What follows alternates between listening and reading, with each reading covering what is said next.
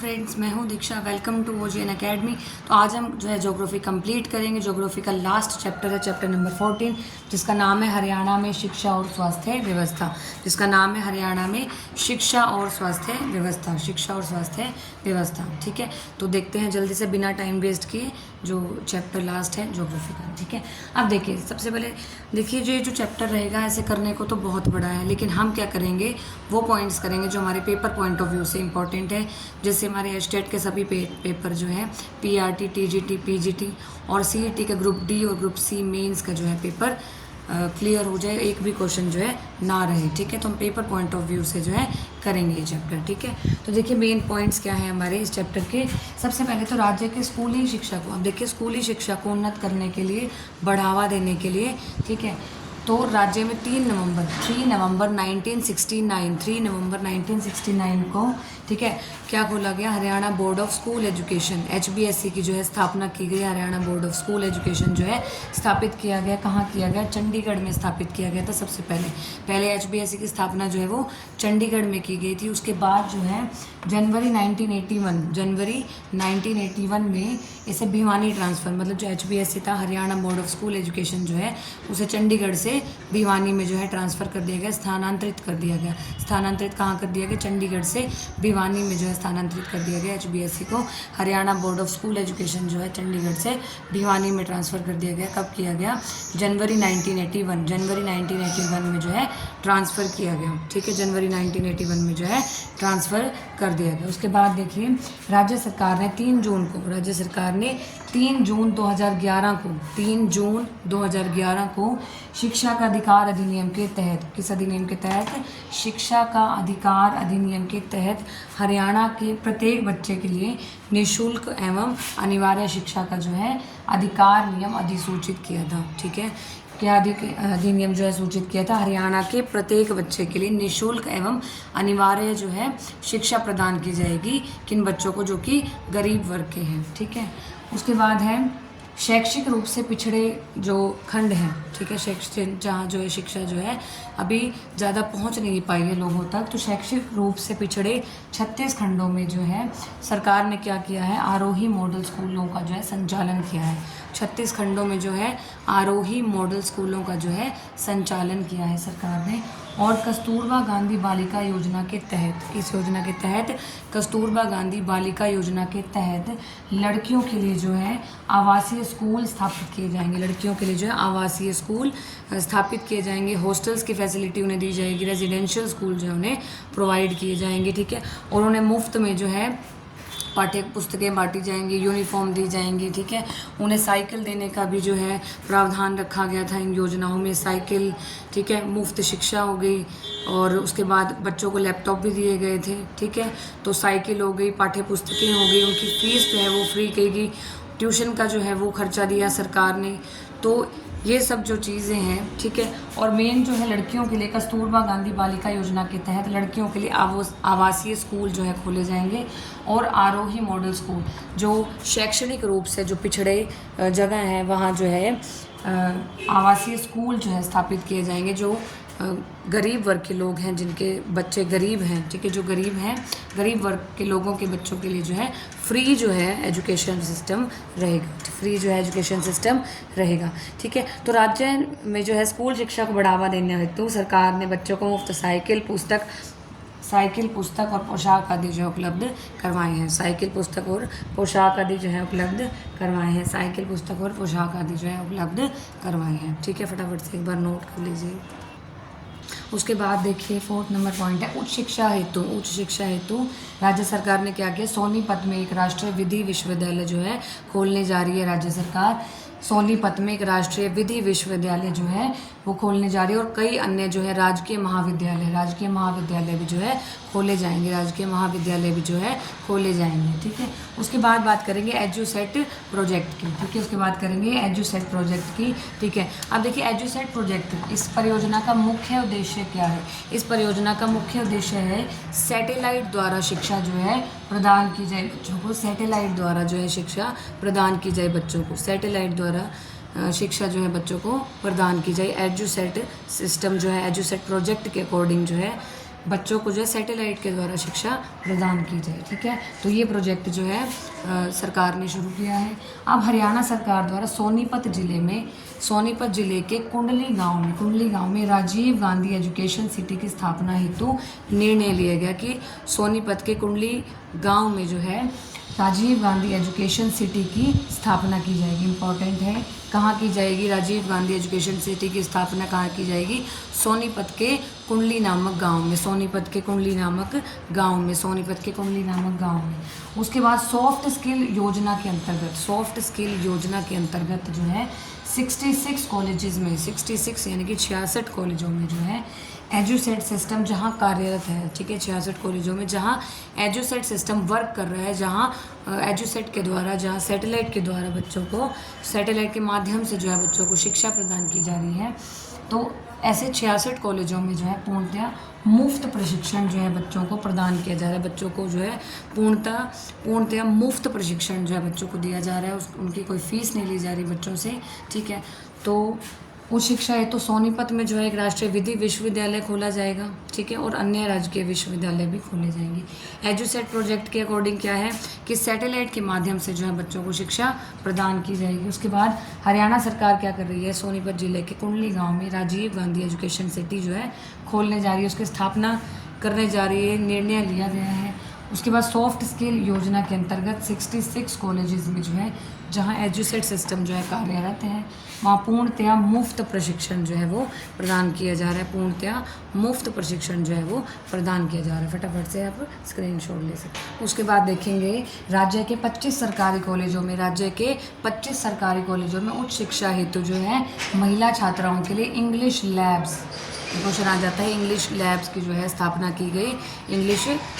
English labs की जो है स्थापना की गई 25 सरकारी कॉलेजों में। राज्य के 25 सरकारी कॉलेजों में इंग्लिश लैब्स की जो है स्थापना की गई उच्च शिक्षा हेतु महिला छात्राओं के लिए। उसके बाद है 7 नंबर पॉइंट है महिला छात्रा सशक्तिकरण योजना के तहत, महिला छात्रा सशक्तिकरण योजना के तहत राज्य के जितने भी सरकारी कॉलेज हैं उनमें सेंटर ऑफ एक्सीलेंस जो है स्थापित किया गया। सेंटर ऑफ एक्सीलेंस जो है स्थापित किया। देखिए पहले जो है महिला कक्ष स्थापित किए गए थे, पहले जो है महिला कक्ष की स्थापना की गई थी, लेकिन 2008 और 9 में जो है 8 से 9 के बीच में जो है इनका नाम, जो महिला कक्ष का नाम था उसे सेंटर ऑफ एक्सीलेंस में परिवर्तित कर दिया गया। सेंटर ऑफ एक्सीलेंस में परिवर्तित कर दिया गया।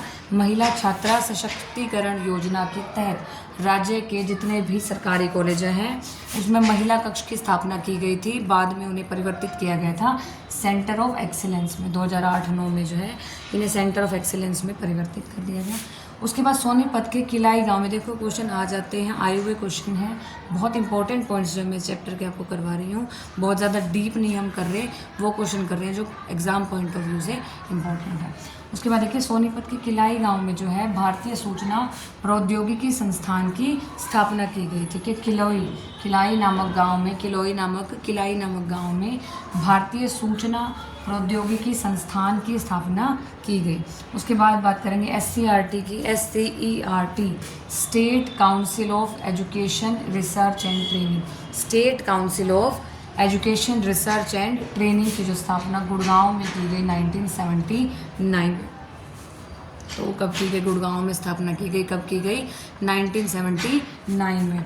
उसके बाद IIPM खोला गया। IIPM मतलब Indian oil institute of petroleum management, Indian oil institute of petroleum management, इसकी स्थापना जो है गुड़गांव में की गई। कब की गई? 1995 यानी कि 1995 में की गई।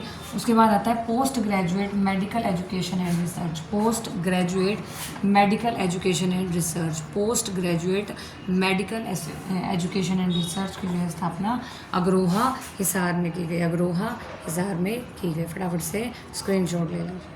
उसके बाद देखेंगे institute of Indian system of medicine and research, institute of Indian system of medicine and research जो है वो कहाँ खोला गया? पंचकुला में। कहाँ खोला गया? पंचकुला में। ठीक है, institute of Indian system of medicine and research जो है कहाँ खोला गया? पंचकुला में। ठीक है, उसके बाद मिड डे मील जो है राज्य में, हरियाणा राज्य में जो है मिड डे मील की जो है शुरुआत कब की गई? 15 अगस्त 1995 को, 15 अगस्त 1995 को जो है मिड डे मील की जो है शुरुआत की गई। इसका जो उद्देश्य था वो क्या क्या था? कुपोषण से मुक्ति दिलाना। इसका उद्देश्य क्या था? कुपोषण से मुक्ति दिलाना। इसके उद्देश्य क्या था? कुपोषण से मुक्ति दिलाना। उसके बाद सर्व शिक्षा अभियान जो है 2000 में जो है शुरू किया गया, वर्ष 2000 में शुरू किया गया।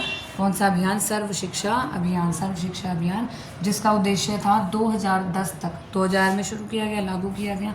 2010 तक जो है 6 से 14 वर्ष की आयु वर्ग के बच्चों को 6 से 14, बहुत इम्पोर्टेंट है, 6 से 14 वर्ष की आयु वर्ग के बच्चों को जो है समुचित शिक्षा जो है प्रदान की जाए। 6 से 14 वर्ष के आयु वर्ग के जो बच्चे हैं उन्हें समुचित शिक्षा जो है प्रदान की जाए। उसके बाद है HIPA। HIPA क्या है?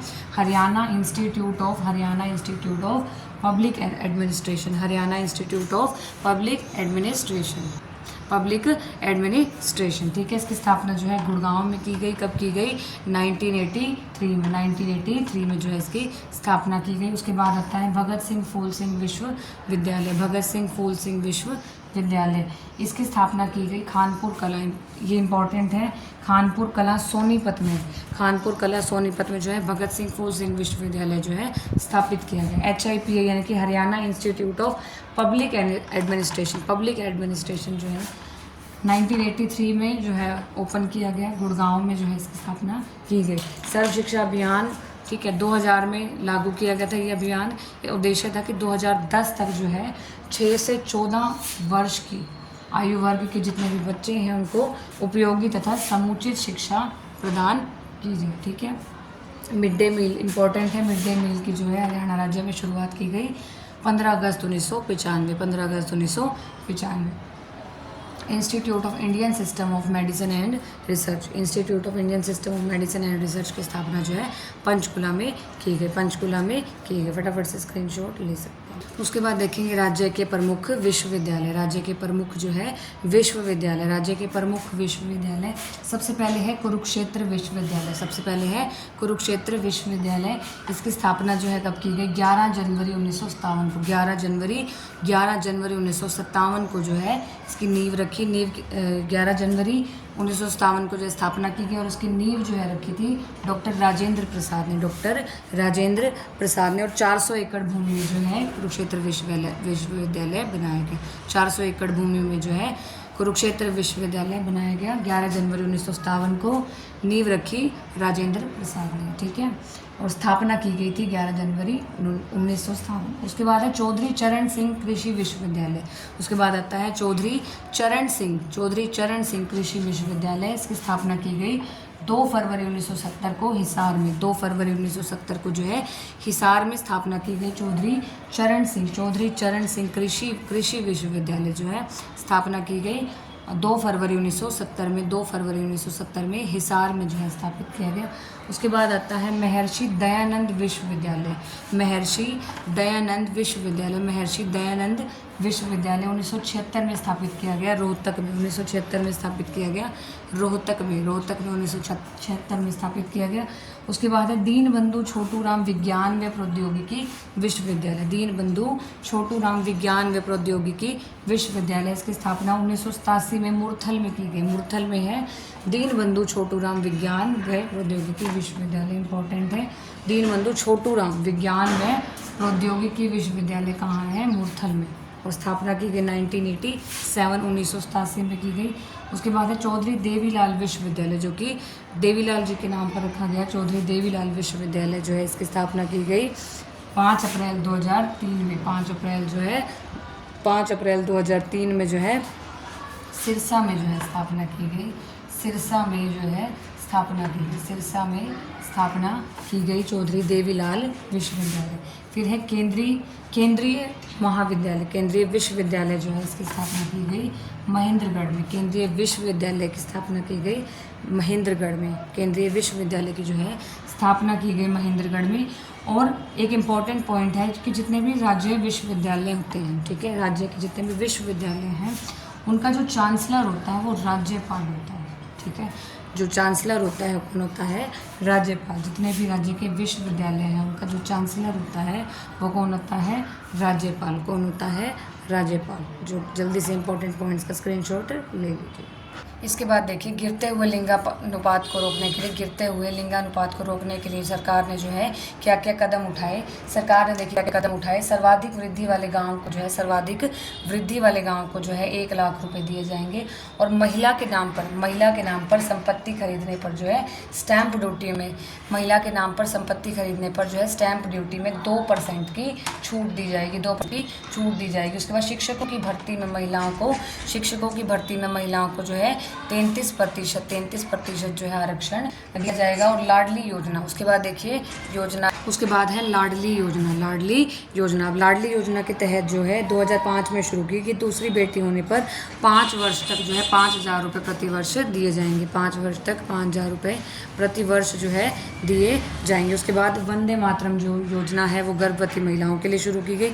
और सखी योजना जो है पीड़ित महिलाओं के लिए जो है शुरू की गई। टीबी मुक्त हरियाणा मिशन में जो है मेदांता मेडिसिटी जो है हॉस्पिटल खोला गया। ठीक है, तो ये चैप्टर जो होता है यहीं ख़त्म। ज्योग्राफी का लास्ट चैप्टर जो है चैप्टर नंबर 14 हरियाणा में शिक्षा व्यवस्था जो है समाप्त होता है। ठीक है, थैंक यू। तो कैसा लगा जो है वीडियो, कैसी लगी आपको, लेक्चर कैसा लगा, कमेंट में ज़रूर बताइएगा। तब तक के लिए बाय बाय।